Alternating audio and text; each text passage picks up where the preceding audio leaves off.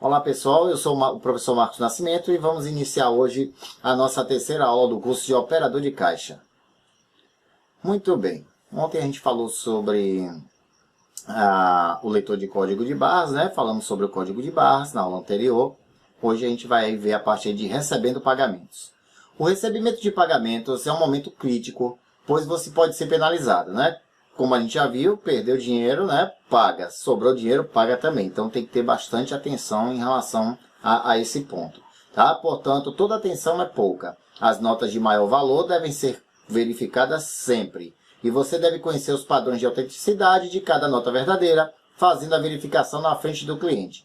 Caso contrário, a verificação perde a eficácia. Alguém poderá alegar que a nota em análise não corresponde àquela que foi entregue, né, em pagamento. Então, toda nota, principalmente as de valor maior, né, de R$100, de 50, de R$20, vocês já devem ter observado isso, que os operadores de caixa, eles conferem a nota, né? Essa conferência, essa verificação deve ser feita no momento em que a nota é entregue a você, tá? Não pode ser feita depois. Senão o cliente pode alegar, por exemplo, que a nota que você está dizendo que é falsa não foi aquela, não é? Tipo, você pegou a nota, colocou no caixa, depois é que você verifica e vai chamar o cliente para dizer que a nota tem algum problema, que não é verdadeira, que é falsa. Ele vai alegar que não é a nota, né, em questão, que não foi a nota que ele entregou a você. Então a nota deve ser verificada antes, né, no momento que é entregue a você. Beleza? Muita atenção a isso. Tem que conhecer os padrões de autenticidade. Mantenha sempre a ética e a postura profissional. Caso existam evidências razoáveis de que a nota é falsa, o estabelecimento pode recusar-se a recebê-la. Claro, né? Não vai receber a nota falsa, então ele recusa. Porém, jamais acuse o cliente de fraude, porque ele também pode ser uma vítima, né? Você não pode dizer que a nota é falsa, você está tentando dar o golpe. Ele também pode ter sido vítima, não é? Você não sabe. Talvez ele nem tenha percebido que pegou a nota falsa. Então, não acuse, mantenha a ética. Tá? A melhor atitude será recomendar ao cliente que recorra às autoridades para que se apurem os fatos. Então, teve dúvida, a nota não é verdadeira, devolve a nota ao cliente e fala para ele, né, que ele deve procurar a origem da nota para poder resolver o problema. Então, você oferece outra forma de pagamento a ele naquele momento, certo? Então, tem que conhecer os padrões de autenticidade da nota, ok? Muito bem. Seguindo. Cédulas não utilizáveis são aquelas inteiras, porém desgastadas pelo uso. Têm valor e podem ser utilizadas normalmente pelo público. A rede bancária deve recolhê-las e encaminhá-las ao Banco Central para destruição. Cédulas não utilizáveis são aquelas inteiras, porém desgastadas pelo uso. Têm valor e podem ser utilizadas normalmente pelo público. A rede bancária deve recolhê-las e encaminhá-las ao Banco Central para destruição. Muito bem. A cédula está em inadequada circulação, porém continua tendo valor. Como no exemplo que você pode ver aí no slide, né? Temos a cédula poída, tá? Que é aquela cédula mais desgastada pelo tempo, tá? E aquela cédula marcada por dobras. Então, ela toda marcadinha por dobra. O pessoal vai dobrando a nota, não sei para quê, mas vai deixando a cédula toda marcada. Essa nota perde o valor? Não. Ela está em inadequada circulação pelo tempo de uso, pelo desgaste da nota, porém continua tendo, né, valor. Certo? Então, cédulas não utilizáveis.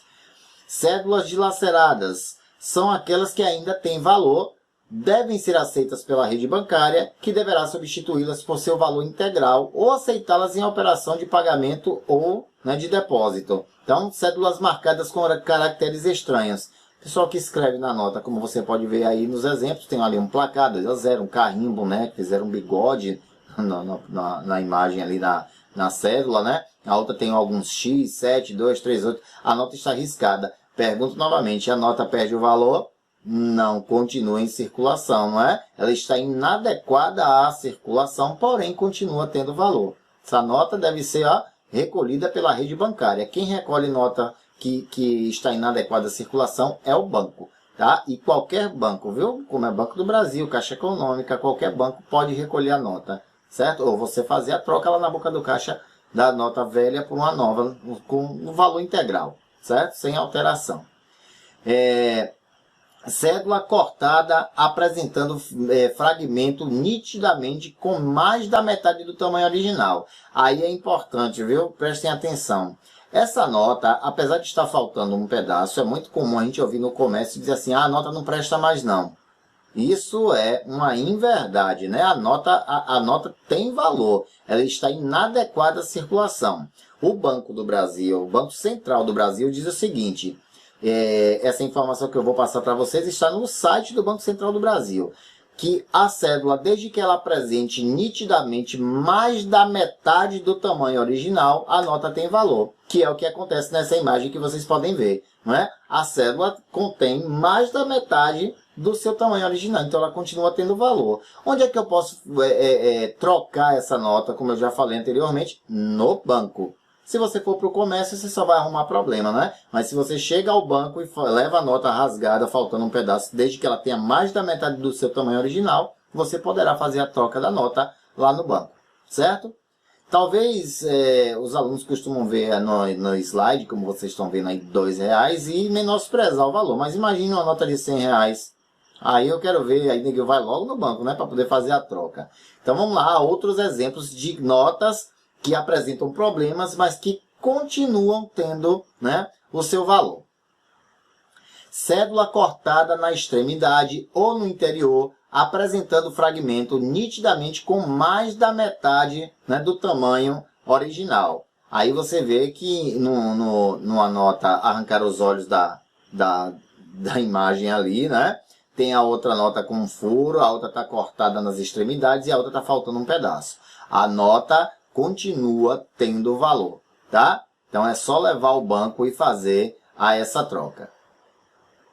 Temos a cédula danificada pelo fogo, também apresentando fragmento nitidamente com mais da metade do tamanho original. Se você observar a nota tem mais da metade do seu tamanho original, então ela continua tendo, né, o seu valor. Então, repito, se você levar essa nota para o comércio, ninguém vai querer receber. Mas se você apresentar a nota ao banco solicitando a troca da cédula, você vai obter, né, o resultado. Vai entregar a nota e o banco vai te entregar outra nota. Certo? Uma nota boa, né? Vamos dizer assim. Temos a cédula danificada por traça, cupim ou agente químico, tá? Apresentando fragmento também nitidamente com mais da metade do seu tamanho original. Vou dar um exemplo dessas notas aí que vocês estão vendo manchadas. Para quem já lavou roupa com a cédula dentro da roupa, né? Quando ela sobrevive, que você tira o dinheiro dali do bolso, você vai ver que a nota está um pouco desbotada. Você joga a nota fora, é ruim, né? Não joga nada. Você vai, bota para secar e depois continua utilizando. A nota ficou um pouco desbotada, mas ela não perdeu o seu valor, não é? Você continua utilizando, ela não perde valor, certo? Cédula com parte suprimida, também apresentando fragmento nitidamente com mais da metade do seu tamanho original. Se você observar nessa imagem aí, foi feita a junção de duas cédulas, não é? E suprimiu uma parte. Né? Suprimiu uma parte, ficou escondido uma parte. Nós temos aí dois fragmentos de cédulas, né? Um pedaço, outro pedaço. Um dos pedaços apresenta mais da metade do seu tamanho original, então a nota tem valor também. Então ela vai chegar ao banco e o banco vai acatar. Ó, eu falei de fazer a troca na boca do caixa, mas você pode fazer um pagamento. Você pode fazer um depósito ou você pode solicitar a troca da nota na boca do caixa, certo? Cédula com parte suprimida. Cédula formadas com fragmentos de outra cédula, tá? Apresentando fragmento nitidamente também com mais da metade do tamanho original. Essa emenda de uma nota com outra tem a imagem de baixo que vocês estão vendo, que é uma nota mais desgastada com uma nota mais nova, e tem a de cima que é um pedaço são 3 pedaços de nota. O interessante em observar aí, mais uma vez, né, é repetitivo, mas para que vocês não esqueçam, é que um dos pedaços, um dos fragmentos da nota apresenta mais da metade do tamanho original, né? Tem um pedaço que é o maior de todos, tá? Então, se você fizer uma emenda dessa, parece até uma coisa absurda, mas se vocês pesquisarem lá no site do Banco Central do Brasil, vocês vão encontrar essa informação, tá? Essa informação que o professor passa para vocês é do Banco Central do Brasil. Então, a nota continua tendo valor. Cédula formada com pedaços de papel comum, apresentando também fragmento com mais da metade do tamanho original. Se você observar aí, tem 2 pedaços de cédulas e no meio, é porque a imagem não fica muito legal para vocês, mas é como se tivesse ali um pedaço de papel no meio, entre uma cédula e outra, e você fez a emenda. Um dos pedaços apresenta mais da metade do tamanho original, a nota vai ter valor. Repito que se você for fazer isso aí no começo, você só vai arrumar, né, confusão, problema, não é? Então, esse tipo de cédula você faz depósito, pagamento ou vai na boca do caixa. Lembre que tem que ter mais da metade do tamanho original, senão você não vai conseguir êxito, certo? E aí você, como operador de caixa, você não perde dinheiro, a empresa não perde dinheiro com isso. Tá? Tem muito estabelecimento comercial, vocês já devem ter visto isso, ou podem até ter passado por isso, de que o estabelecimento, não, essa nota está rasgada, a gente não recebe não. Essa nota está com um pedaço de durex emendado e não quer receber. Tudo bem, ele ali no comércio não recebe por falta de conhecimento, ele não tem conhecimento. Então não vai adiantar você ficar contestando, brigando lá no estabelecimento comercial. Deve levar a nota até o banco. Beleza? Então vamos lá. Seguindo. Cédulas mutiladas são aquelas que têm valor, né, que não tem valor, perdão, ela não tem valor, porque não apresentam um fragmento com mais da metade do tamanho original. Cédulas rasgadas. O maior dos fragmentos apresenta nitidamente menos da metade do tamanho original. Então, olha só, a gente agora passa para outro tópico, que é falando das cédulas mutiladas, as cédulas que perderam seu valor por não apresentar, né, mais da metade do tamanho original. E essa apresenta menos da metade. Se você observar as imagens, né, no slide aí que se apresenta a vocês, né, os pedaços de células são todos menores, né, do que o tamanho, apresenta menos da metade do que o tamanho original. Nós temos células cortadas, aí observe que todas menos da metade do tamanho original. Células danificadas por traça, cupim ou agente químico. Então não sobrou nitidamente mais da metade da cédula. Se você ver, só tem um pedacinho. Ainda que essa cédula se apresentasse completa, toda estragada assim, aí ela teria valor, né? Mas como é menos da metade, perde o valor. Cédulas danificadas pelo fogo, também apresentando fragmentos nitidamente menos da metade do tamanho original. Tá lá um pedaço de R$2 e parece uma bolinha, né? Imagina, R$2, me dê R$2 de pão aí. Eu vou mandar os pães todo queimados, né, para você, tá? Então, também perde o valor essas cédulas. Bom, seguindo agora para o próximo tópico, recebendo pagamento através de cheques. Sobre o tópico anterior, se tiverem dúvida, já sabe, né? No grupo, vai lá, tira sua dúvida, ou no grupo ou no privado. Vamos lá, recebendo pagamento através de cheque. Bom, eu falei já de cheque, né? Quais são os tipos de cheque e tudo mais. Mas agora a gente vai falar sobre como receber o cheque, ok? Então vamos nos preparar para isso aí. Recebendo pagamentos através de cheque. Cheque é uma forma de pagamento e você deve saber efetuar consultas de cheques para prevenir problemas. Para isso, é importante que você tenha à mão os números de telefone para consulta e seja claro no momento de passar as informações relativas à consulta, né? Como o número da consulta, horário, atendente e informação recebida. Então, alguns estabelecimentos ainda trabalham com o chamado telecheque, né? Liga para o banco, tá? Para uma central telefônica que tem acesso aos bancos para dar informação sobre o cheque, né? E lá você vai passar a informação. Qual é o nome do cliente, o CPF dele, qual o banco, o número da conta e a agência. O telecheque consulta e dá o retorno a você, dizendo que o cheque está ok, que você pode receber ou não. E tem também o sistema informatizado, né? Que a empresa paga por esse serviço, você vai lá, digita, coloca o número do CPF também, nome do cliente, né? Banco, agência e conta para fazer a consulta do cheque. Beleza? Então tem que ter esse cuidado na hora de receber cheque. Aí na imagem a garota pergunta assim, e quando a consulta do cheque dá positivo, né? O que eu faço? Um resultado de pesquisa positivo no cadastro de inadimplente significa que o cliente tem seu nome naquele cadastro. Nesse caso, o cheque não deve ser aceito e o cliente deve ser informado com toda a descrição possível. O caixa deve oferecer outras formas de pagamento, dinheiro, cartão de débito ou de crédito. Consultou, o cheque deu positivo no cadastro de inadimplente, avisa o cliente com toda a descrição possível, não precisa anunciar para a loja toda, né, que o cheque está restrito e que você não pode receber. Ainda que ele faça um escândalo, porque tem cliente assim, ah, mas eu sou cliente há mais de 20 anos, o meu cheque é especial, como é que pode uma coisa dessa?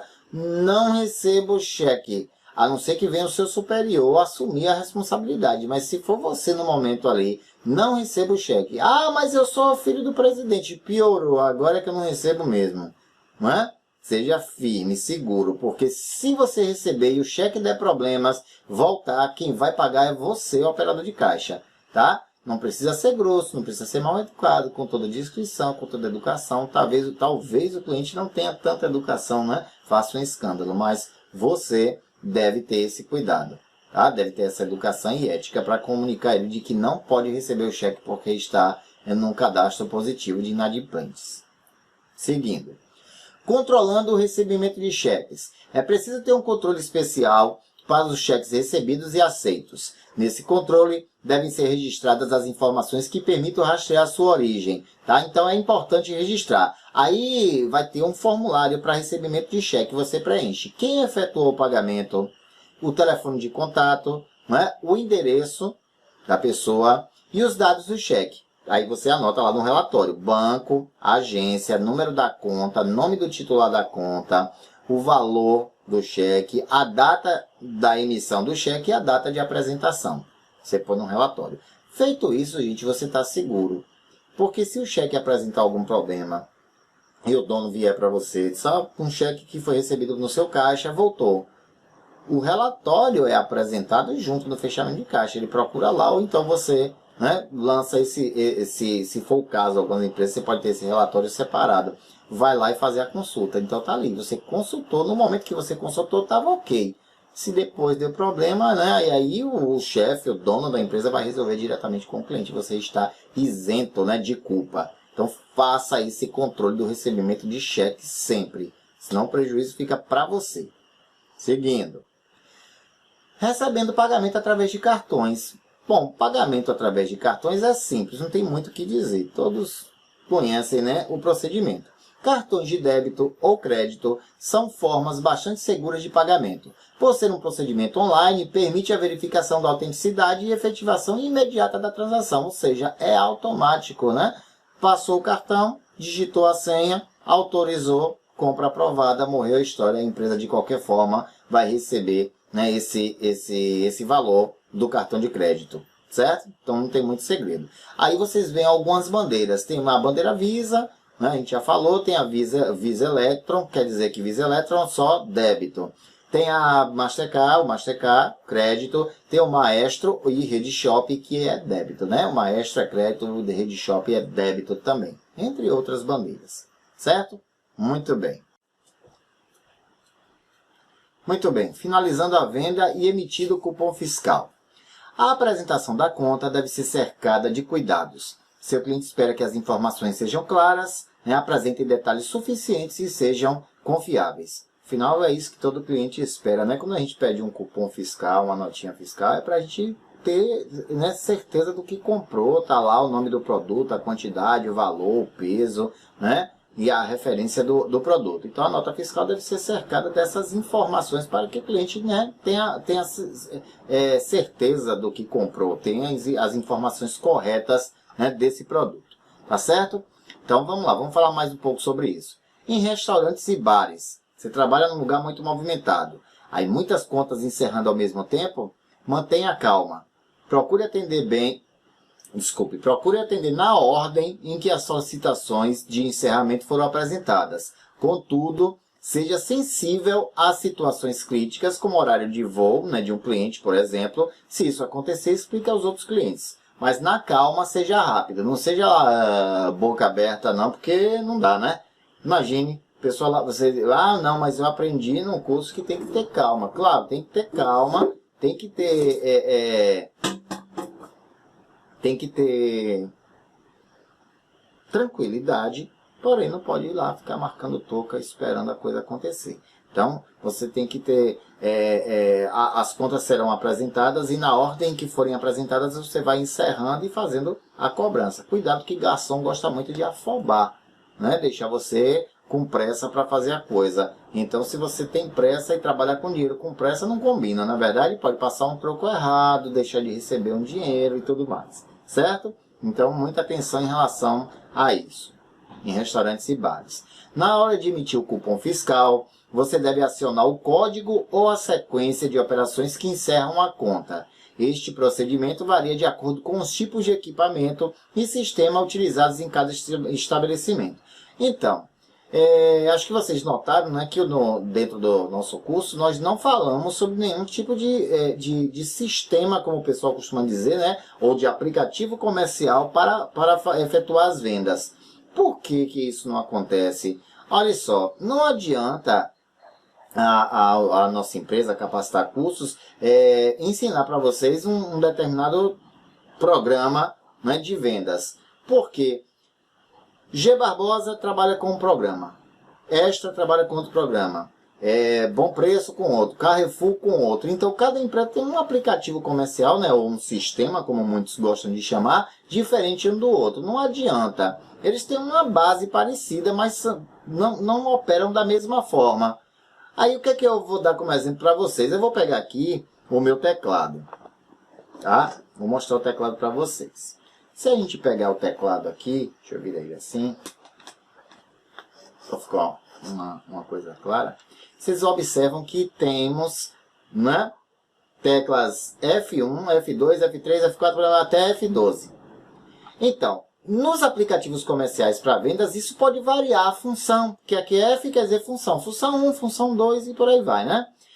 Pode ser que para fazer o encerramento da conta num determinado aplicativo comercial seja F4. Só que no outro seja F11 ou F1, entendeu? Para abrir e fechar o caixa, para abrir o caixa, perdão, seja F2, na outra empresa seja F4. E olha quantas possibilidades nós teremos, só para exemplificar, entre tantas outras situações que podem ocorrer nesse teclado aqui, com um monte de tecla. Não é verdade? Então a gente não trabalha falando de um aplicativo comercial específico para vocês, tá? Porque isso pode variar bastante de uma empresa para outra. Aí, voltando aqui, né? O procedimento para poder emitir o cupom fiscal. Muito bem. A menininha, a garota aí na imagem, né? Pergunta assim, mas e se na hora de fechar a conta falta energia ou ocorrer uma pane no sistema ou no equipamento, né, de emissão de cupom fiscal? Gente, faltou energia. As empresas hoje ainda podem manter na empresa um talonário de nota fiscal manual, tá? Tira a nota fiscal manualmente. Não tem problema nenhum, tá? Então, tá trabalhando na farmácia, faltou energia, o cliente quer comprar, não deixa de vender? Não, vende e tira a nota fiscal manual. Ah, professor, se eu estiver num supermercado com um carrinho de compra gigante, aí é diferente. As grandes empresas, não é, de rede, vamos pegar aí um exemplo do supermercado mesmo, vamos botar o Carrefour, né? Só está lá comprando no Carrefour, faltou energia. Normalmente essas empresas têm um gerador que mantém os caixas funcionando por um determinado período. Não é tanto tempo não, ele tem fica em torno de 2 horas, 2 horas e meia. O Extra, por exemplo, trabalhei um período lá, o Extra fica 2 horas o caixa funcionando, sem energia, né? Falta energia, o gerador começa a trabalhar e o caixa fica funcionando por até 2 horas. Se ele percebe que dentro desse período não vai chegar energia, então ele começa a encerrar as operações, né? Os carrinhos vão passando, vai encerrar aqui porque não tá sem energia, entendeu? Mas nas demais situações, nota fiscal manual, sem problema nenhum, ok?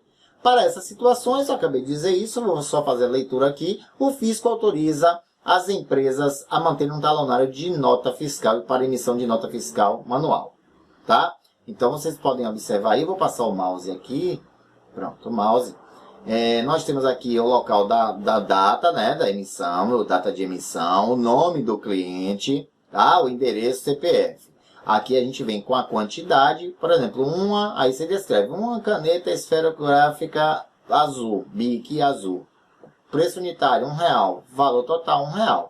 Tem mais alguma coisa? Não. Aí você vai riscar aqui, um traço, né? Aqui. Aqui você risca assim, ó, na diagonal. E aí coloca o valor total. Pronto, tá feita a nota fiscal, emitiu, morreu a história. Certo? Muito bem, a nota fiscal manual. Aí ele falou agora há pouco, né, na imagenzinha, sobre o emissor de cupom fiscal. O que é o emissor de cupom fiscal? Bom, é um equipamento que faz a impressão de cupons de vendas de produtos ou serviços prestados, sendo que estes cupons têm valor de nota fiscal. Aquele cupomzinho que o supermercado termina emitindo para a gente tem valor de nota fiscal, ele é cupom fiscal. Este sistema de arrecadação do ICMS estadual reduz também a preocupação com a emissão de notas fiscais falsas por parte das empresas, porque a mesma nota que está sendo emitida para o cliente já tem valor fiscal. Então, quando ele emite, o sistema é informatizado, né? Automaticamente, esse imposto ali que ele aparece, ICMS, esse nomezinho aí, ICMS, é o Imposto sobre Circulação de Mercadorias e Serviços. A partir do momento que a empresa emite o cupom fiscal, automaticamente o imposto já está sendo gerado, né? E o sistema é online, é informatizado, esse imposto é enviado para a Secretaria da Fazenda, que no final do mês emite um boletozinho para a empresa pagar o imposto sobre a circulação da mercadoria ou do serviço. Beleza? Então, o emissor de cupom fiscal faz a impressão de cupons fiscais. Essa pergunta que vai ser feita aí nesse slide já foi respondida. Mas ele pergunta, o cupom fiscal substitui a nota fiscal ao consumidor? Sim, substitui, facilitando desta forma o processo nas empresas que só vendem para o consumidor final. Vocês têm a imagem do cupom fiscal, onde tem o número do CNPJ, a inscrição estadual da empresa, certo? A inscrição municipal, aí vem a data, horário da venda. Se você observar, tem todas essas informações, o item, o código. Então, o item, o código, o nome do produto aqui, o valor, e aí segue com o valor. Facilita até dando o valor do troco para você, certo? Por que as notas fiscais estão vindo com o comprovante do cartão acoplado? Bom, para evitar sonegação fiscal. O que é sonegação fiscal? É quando você vende o produto e não emite nota. Sonegou. E quando é no cartão, principalmente, que em alguns lugares você chega, coloca o cartão, digita a senha, o pessoal bota só na maquininha. Você tira aquele papelzinho, aquilo não é cupom fiscal, ou seja, a empresa sonegou o imposto, né? Então, quando você trabalha com uma grande empresa, que você bota o cartão, você já vê que sai o cupom fiscal e o comprovante, né, da venda no cartão para você. Então, para evitar sonegação fiscal, portanto, ao efetuar a compra via cartão de crédito ou débito, automaticamente o emissor de cupom fiscal, né, será impresso. Automaticamente. Então, não tem nem como sonegar esse imposto, né, usando o emissor de cupom fiscal. Como é que funciona o emissor de cupom fiscal? Bom, ele é um equipamento que tem por objetivo facilitar a emissão de documentos fiscais pelo estabelecimento comercial. Em linhas gerais, seu funcionamento é bem simples. 1. O caixa digita os dados da venda em um programa de computador, que é o aplicativo comercial, né, ligado ao equipamento. 2. Os dados digitados são enviados ao equipamento. E 3. O cupom fiscal é emitido em 2 vias. A primeira via sempre em papel, né, é entregue ao consumidor, e a segunda para a guarda do estabelecimento comercial. Pode ser em papel, chamada de fita detalhe, ou em forma de arquivo eletrônico, chamada de memória fita detalhe, ou registro fita detalhe, dependendo do equipamento, certo? Eu vou falar um pouquinho sobre isso mais adiante, mas vou adiantar um pedaço agora. Ele chama de o cupom fiscal é expresso em 2 vias. Uma em papel, que é entregue ao cliente, e a outra fica armazenada na memória do emissor de cupom fiscal. Tá? Ainda tem emissor de cupom fiscal que, em vez de ser uma memória, um chip de memória, é em papel. Por isso que ele chama fita detalhe, tá? Que é em papel, ou arquivo eletrônico, chamada de memória fita detalhe. Essa informação é importante, viu? Para um item que a gente ainda vai falar mais na frente no curso, na nossa última aula. Ok? Então, cancelando o cupom fiscal. Este assunto merece muita atenção, pois somente o cupom fiscal, o último cupom fiscal emitido, poderá ser cancelado. A operação de emissão de cupom fiscal é regulamentada pela Secretaria da Fazenda em cada estado. Por isso, essa regra deve ser verificada para o tipo de negócio, né, e estado da federação de estabelecimento. Então, depende do tipo de estabelecimento, qual é o estado da federação, né? São Paulo, Rio, Salvador, Pernambuco, qual, falei aqui Pernambuco, estado, né? Recife, qual a cidade, qual o estado da federação em que se encontra aquela empresa, para saber qual é a regra, se só o último ou o penúltimo pode ser emitido. Em todas as demais situações, a emissão do cupom fiscal é definitiva, gerando impostos que serão recolhidos, né, pelo estabelecimento. Uma vez emitido, então não tem mais o que fazer.